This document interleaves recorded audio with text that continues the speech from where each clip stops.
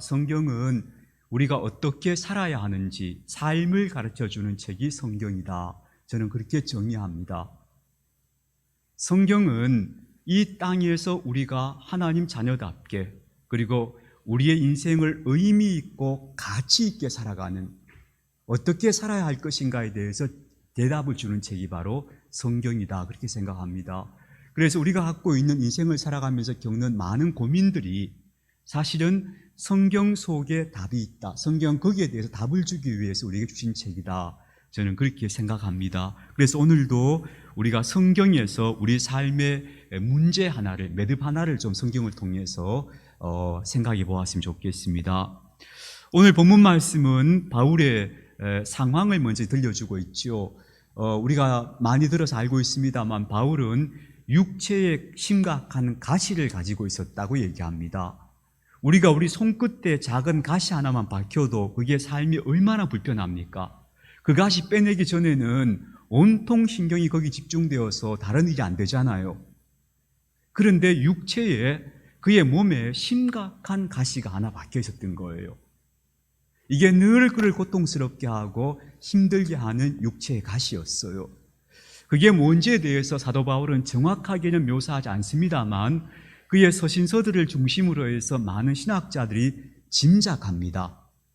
짐작해 보건대 첫 번째는 심한 안질이었을 것이다 봐요. 안질, 눈이 안 좋은 거예요.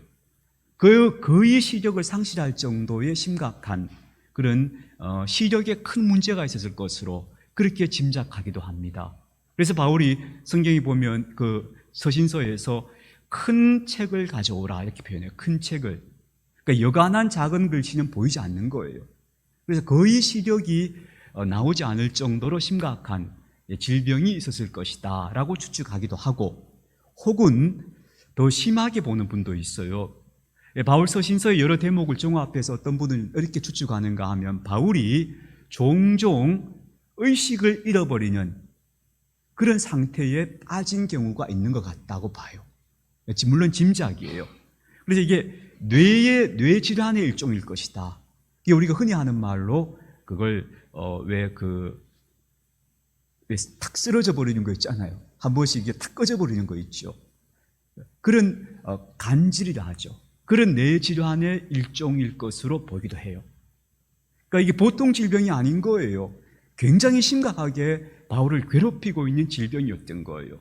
그래서 바울이 이것을 육체의 가시라고 표현했던 거예요. 이게 바울에게는 큰 고민거리고 너무 힘든 일이었던 거죠. 여러분도 다 육체가 고통스러우면 그 고통은 진짜잖아요. 우리 마음에 근심이 있고 이런 것도 굉장히 크지만 사실은 인간은 육체의 고통이 한번 찾아오면 그 육체의 고통 감당하기가 진짜 어렵잖아요. 저는 종종 제가 많이 피곤하거나 스트레스 상황이 오면 목이 좀 안 좋거든요. 목 디스크가 한 번씩 와요. 목 디스크는 특별한 특효가 없어요. 특별한 방법이 없어요. 그냥 자세 바로 하고 목을 풀면서 견디는 수밖에 없는데 한 번씩 목 디스크가 심하게 오면 밤에 누워있지를 못해요. 그럼 앉아 있어야 돼요. 앉아서 밤을 보내야 돼요. 그때는 이런 고통을 겪으면서 만약에 이렇게 내 남은 인생을 살려고 하면 못 살 것 같다 생각이 들 정도로 힘들 때가 있거든요. 육체의 고통이 우리한테 그런 실제적인 고통을 주지 않아요. 바울은 그런 육체의 고통을 자기 몸에 늘 박혀있는 가시처럼 느끼고 살았어요. 그 삶이 얼마나 고단했겠어요. 본인이 겪는 고통뿐만 아니고 바울이 여러 차례 자기가 대단히 부당한 대접을 받고 있다고 좀 탄식하는 대목들이 있어요. 그의 서신서 속에. 다른 사도들처럼 사람들이 나를 대접해 주지 않는다고 얘기하거든요. 그게 좀 섭섭한 마음이 표현돼요. 왜 그랬을까? 아마도 이것도 바울의 질병과 관련이 있었을 것으로 봐요. 하나님의 능력을 받은 사도들은 기도하면 병자를 고치잖아요. 그런 이야기들이 사도행전에 많이 나오잖아요. 그러니까 다른 사람 병도 고쳐줘야 할 사도가 자기가 그런 질병 때문에 고통하면서 괴로워하고 있고, 그것 때문에 만약에 예를 들어서 앞을 제대로 못 보고 있다거나 사람을 못 알아본다거나 아니면 가끔씩 의식을 잃고 쓰러진다거나 이런 사람들이 모습을 보면 바울이란 사람에 대한 어떤 존경심이나 권위가 사실 좀 어렵겠죠. 그러니까 바울은 그래서 이 육체의 심각한 가시였던 거예요. 그래서 바울이 3번에 걸쳐서 하나님께 이걸 간구해요. 간구했다 하니까 바울이 그저 기도한 게 아니에요. 이거는 3번 마음을 굳게 먹고 하나님 이 문제 어떡할까요? 하나님 이것 좀 어떻게 해주세요라고 바울이 정말 간절히 기도했다는 거예요. 그런 기도를 3차례 한 거예요. 3차례 했다는 건 처음 기도했을 때 답이 없었던 거예요. 2번을 기도해도 답이 없었던 거예요. 그러니까 3번 바울이 3번째는 정말 막 그냥 이를 악물고 기도하는 거예요. 하나님 진짜 나한테 좀 답을 달라고, 아니면 어떻게 좀 해달라고. 그런 기도를 3차례를 바울이 하나님 앞에 했다는 거예요. 그런데 그 3번째 기도했을 때 그때 하나님의 응답이 바울에게 임했어요. 그런데 그 응답은 어찌 보면 대단히 실망스러운 응답이었어요.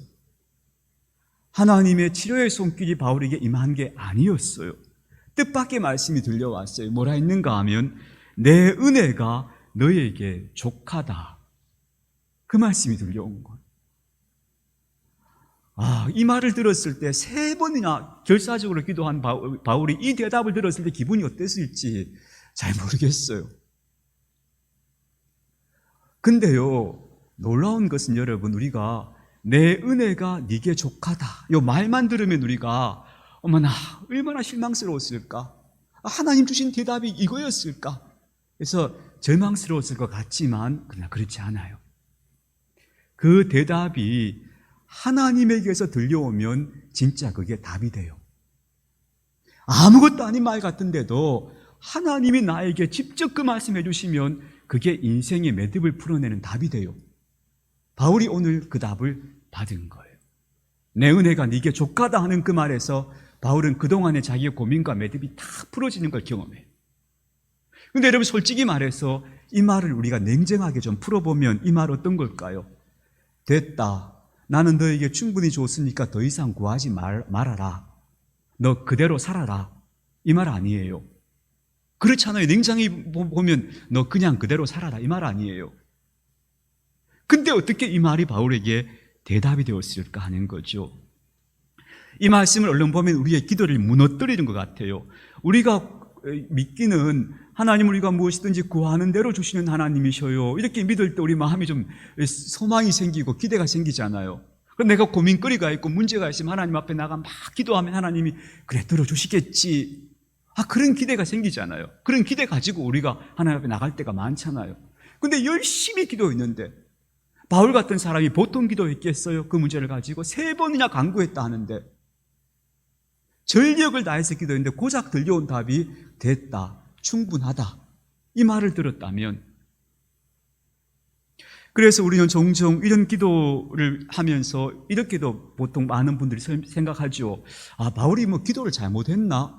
하나님께서 기뻐하실 만한 기도의 방식이 아니었을까? 아니면 기도의 양이 채워지지 않았을까? 조금 더 정성을 다함고 조금 더 애써서 기도했더라면 하나님이 들으셨지 않았을까 하는 아쉬운 마음도 들죠. 우린 종종 그렇게 생각해요. 내가 기도해도 안 되면 기도의 양이 부족했나 봐, 아니면 기도하는 방식이 좀 틀렸나 봐, 더 열심히 하면 하나님 언젠가는 들으시겠지, 이런 기대를 그래도 버리지 못하잖아요. 그런데 오늘 하나님께서 바울에게 주신 대답은 딱 잘라서 한마디예요. 됐다는 거예요.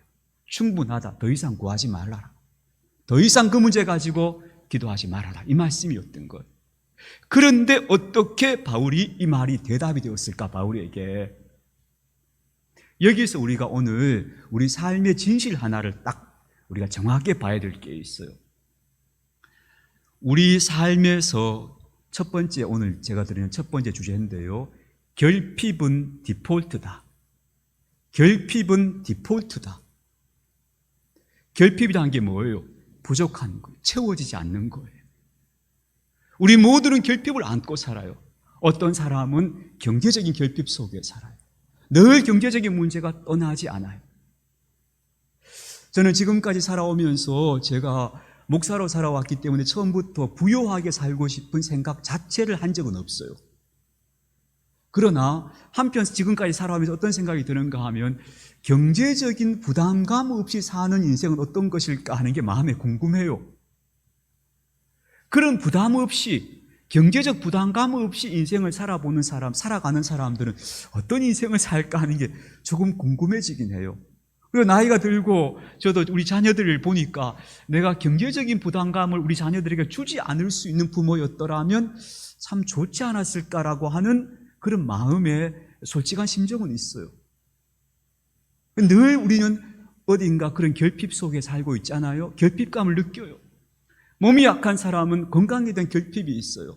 나는 왜 누구처럼 저렇게 남들처럼 저렇게 뛰어다니면서 활기차게 에너지 있는 인생을 살지 못할까 하는 결핍감이 있죠.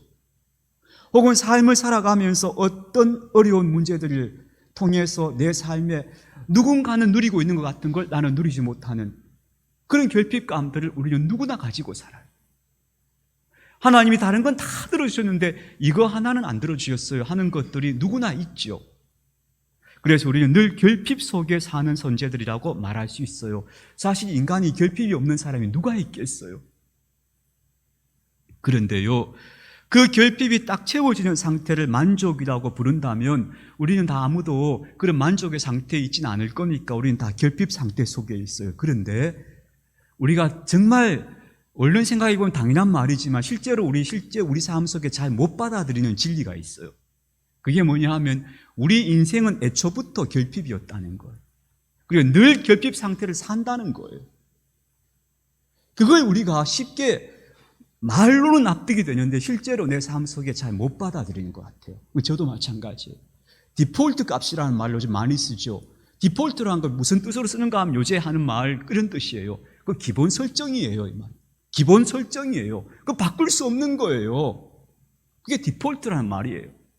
결핍은 인생의 디폴트다. 저는 이것이 성경이 우리에게 정확하게 하는 말이라고 생각해요. 일단 그거 받아들여야 한다.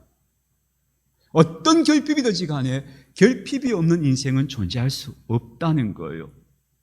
여러분 어떻습니까? 여러분은 인생의 결핍을 디폴트 값으로 받아들이고 계십니까? 아니면 이 결핍 없어야 되는데 언제쯤 이 결핍 없는 상태가 올까? 늘 마음이 그렇지 않은 그런 거 아니신가요? 오늘 제가 여러분에게 좀 말씀드리고 싶은데 죄송하지만 인생의 결핍은 디폴트다. 일단 이것부터 전제하자. 이것부터 받아들이자. 내가 살아가는 인생에서 만족한 상태가 올 것이라는 기대를 하지 말자. 왜냐하면 어차피 인생은 그런 게 아니다. 우리는 끝까지 결핍 상태 속에 살게 될 것이다. 그게 우리 인생에 어쩌면 주어져 있는 인간 조건, 기본 설정이라고 얘기할 수 있을 겁니다. 자, 그런데 이쯤 되면 이제 그때부터 우리가 마음이 좀 복잡해지죠. 왜냐하면 그렇다면 앞으로도 계속 결핍 상태 속에 살게 될 것 같죠. 그렇지 않은가요?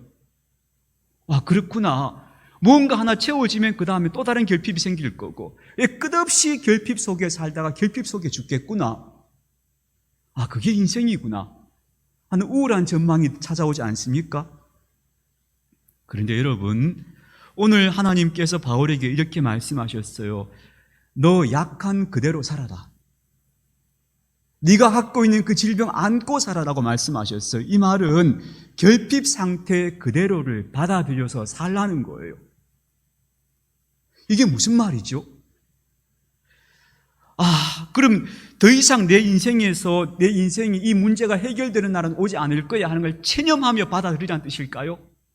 인생은 원래 그런 거야. 그런 줄 알고 그냥 살자. 이 말일까요? 우리 이솝우화에 그런 말이 있죠. 여우가 어느 날 포도나무를 하나 봤어요. 포도나무에 포도가 너무 탐스럽게 열렸어요. 맛있어 보여요. 여우가 그 밑에서 침을 꿀떡꿀떡 삼키면서 저 포도를 어떻게 따먹을까? 아무리 발버둥 쳐도 포도나무에 포도에 소리 안 닿는 거예요.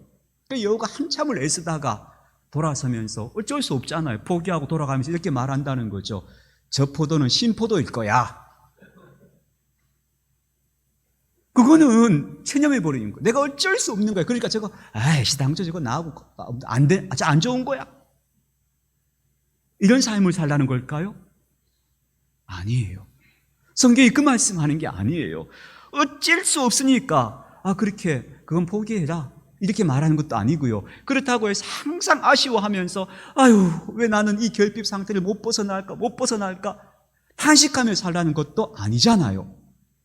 그럼 하나님께서 너 그대로 살아라, 너 그거 안고 살아라 하신 말씀은 무슨 뜻일까?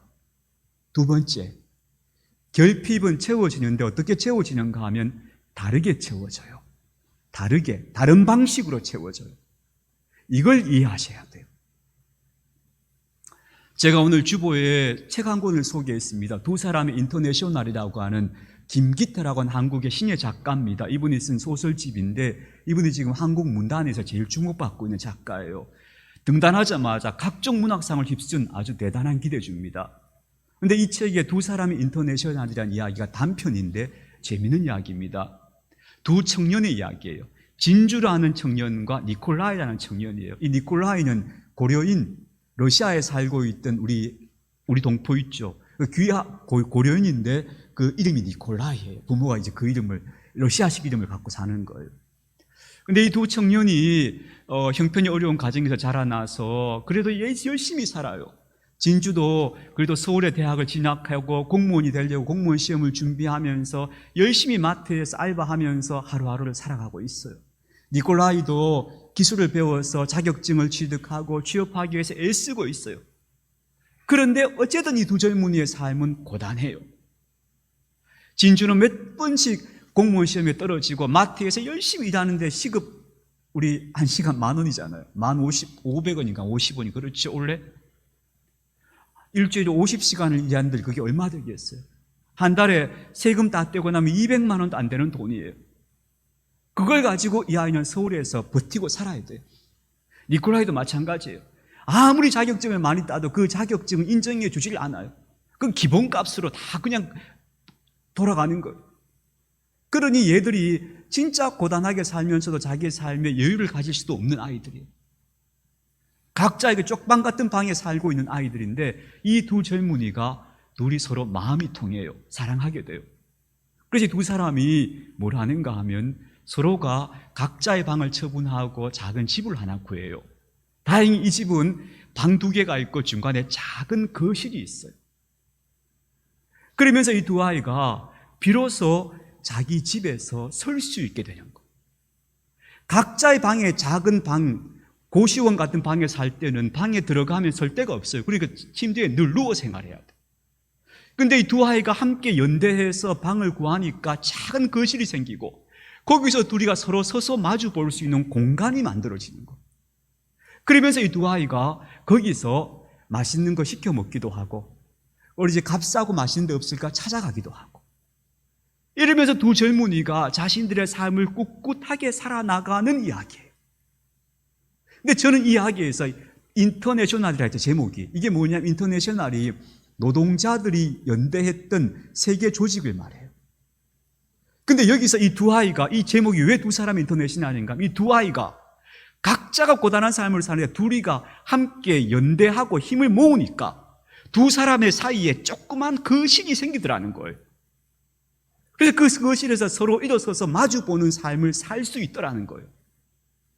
다시 말하면 이 두 아이는 결핍 속에 살았지만 그들의 결핍을 얘들이 둘이서 어떻게 채워내는가 하면 함께 같이 서로의 온기로 그 결핍을 채워내는 거예요. 그래서 저는 이 소설이 대단히 희망적이라고 봤어요. 아, 이렇게 희망적으로 볼 수 있구나 해서 참 글을 잘 썼구나 싶었던 거예요. 이 두 사람은 그 젊은 날의 결핍된 삶을 뭘로 채우는가 하면 서로의 온기로 그 결핍을 채우고 있는 거예요. 결핍은 내가 결핍되었다고 하는 그 대상으로 채우는 게 아니고 다른 걸로 채워지는 게 결핍이에요. 내가 돈이 결핍되었다고 느끼면 돈 벌어야지 해서 그 결핍이 채워지는 게 아니고 그 결핍이 다른 걸로 채워져야 된다는 거예요. 오늘 그래서 바울에게 하나님 뭐라 하셨는가 하면 내 은혜가 너에게 족하다. 그리고 바울이 나중에 그렇게 고백해. 그리스도의 능력이 약한 내게 임하시더라고 얘기해요. 내 결핍 상태를 내가 건강해져서 채우는 게 아니고 약한 그대로 있는데 그리스도의 능력이 내게 임해서 그 결핍 상태가 채워지더라는 거예요. 그걸 극복해 나가게 되더라는 거예요. 그게 결핍을 해결하는 방법이더라는 거예요. 나는 여전히 약한 상태. 나는 질병을 안고 살아요. 근데 놀랍게도 그때마다 그리스도의 능력이 내게 와서 나를 도우시더라는 거예요. 붙잡으시더라는 거예요. 그래서 나의 그 결핍 상태가 채워지더라는 거예요. 그게 오늘 바울이 하는 얘기예요. 그리스도의 능력이 내 약한 것을 채우시더라는 거예요. 이게 결핍을 채워가는 방식이에요. 이러니까 여러분, 그 말은 되는 것 같은데 그래도 나는 돈으로 채우고 싶어요. 그래도 내가 원하는 그걸로 채우고 싶어요. 라고 생각하신다면 끝까지 결핍 상태 속에 서성거리며 살다 끝날 수 있을 겁니다. 그렇게 채워지지 않습니다, 결핍은. 결핍은 그리스도의 능력으로, 하나님의 은혜로 채워지는 겁니다. 이게 오늘 사도 바울이 우리에게 들려주고 있는 놀라운 자기 고백입니다.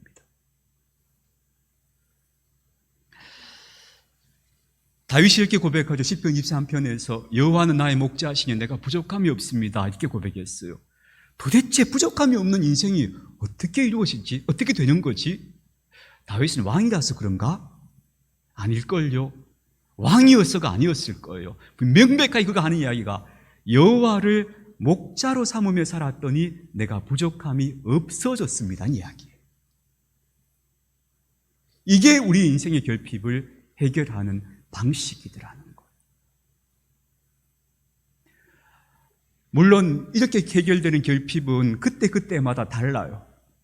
예를 들어서 열심히 살아가고 있는 분이 있어요. 그런데 이분은 늘 경제적인 궁핍 상태 속에 살고 있어요. 결핍을 늘 느껴요. 부족해요.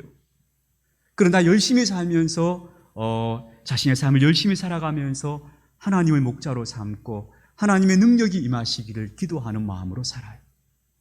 그럼 놀랍게도 그때마다 놀라운 하나님의 은혜가, 도우시고 채우시는 은혜가 경험되기 시작해요.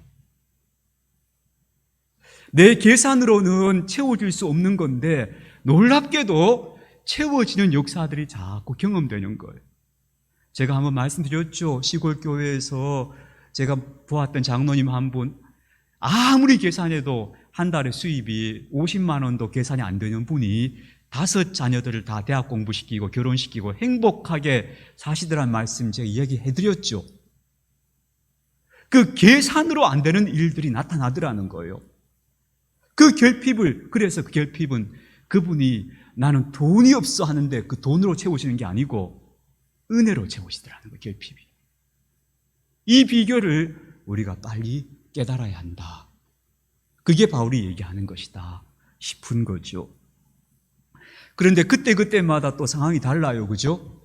그러니까 우리가 항상 우리 마음에 든든한 거는 내 통장에 잔고가 들어있는 게 더 든든할 것 같은데, 근데 그런 결핍 상태를 그런 식으로 벗어나는 것은 우리 인생이 아마 끝까지 안 올 거다. 우리 인생의 진짜 결핍을 해소하는 방식은, 그래서 무엇이 결핍을 해소하는가? 믿음이다. 그래서 예수님께서 그렇게 말씀하셨잖아요. 무엇을 먹을까, 무엇을 마실까, 무엇을 입을까 염려하지 말고 하늘에 계신 너희 아버지를 신뢰하고 오늘을 살아라. 내일 염려하지 말고. 그것만이 결핍을 해소할 수 있는 방법이다 라고 예수님 말씀하셨죠. 예수님 우리에게 돌 가지고 떡을 만들어주지 않으셨어요. 배고픈 사람들에게 돌로 떡 만들어서 쫙 나눠주시면 간단하잖아요. 그 결핍을 채워주는 거잖아요. 예수님 그렇게 안 채우셨어요. 너희 하늘 아버지를 믿어라 하셨어요. 그게 결핍을 채우는 방식이라고 말씀하셨어요. 만약 우리가 이 믿음의 해결책을 받아들이지 않으면 우리 어떻게 될까? 이런 이야기가 생각이 났습니다. 그 태국인가 어딘가에서는요, 옛날에 왕이 어떤 신하가 좀 거슬리는 거예요. 저놈 저 태도를 보니까 저 나한테 반역할 것 같은데 저 키워주면 안 되겠는데, 이런 신하가 있으면요, 그 신하에게 큰 선물을 준대요. 무슨 선물 주는가 하면 흰 코끼리를 선물로 주대요. 흰 코끼리. 그쪽 지방에는 코끼리가 되게 귀한 동물이고 존중받는 동물이잖아요.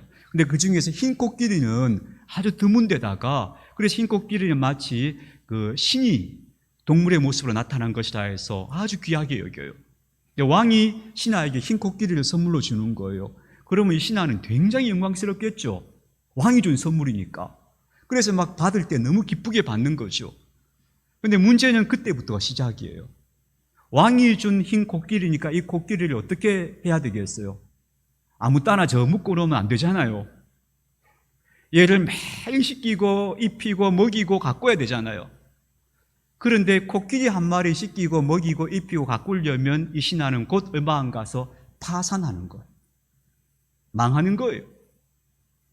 그게 왕이 신하를 망하게 하는 방법이었다는 거예요. 코끼리 한 마리 큰 거 옛다 선물이다 주면 이제 그거 먹이고 입히고 하느라고 다 망하는 거예요. 저는 이게 우리 안에 있는 결핍이라고 생각해요. 흰 코끼리 같은 거. 우리 마음에 결핍의 심령이 있으면, 결핍의 영혼이 깃들어 있으면 우리 흰 코끼리 먹이다가 망하는 인생 될 수도 있다. 그 결핍 채워야 한다. 그래서 하나님은 주신 은혜가 내게 족합니다. 족합니다라고 말해야 그 코끼리 버리는 거예요. 안 그러면 계속 그 코끼리 먹이려다가 인생이 결핍 속에 흘러가고 만다 하는 것을 생각했으면 좋겠습니다.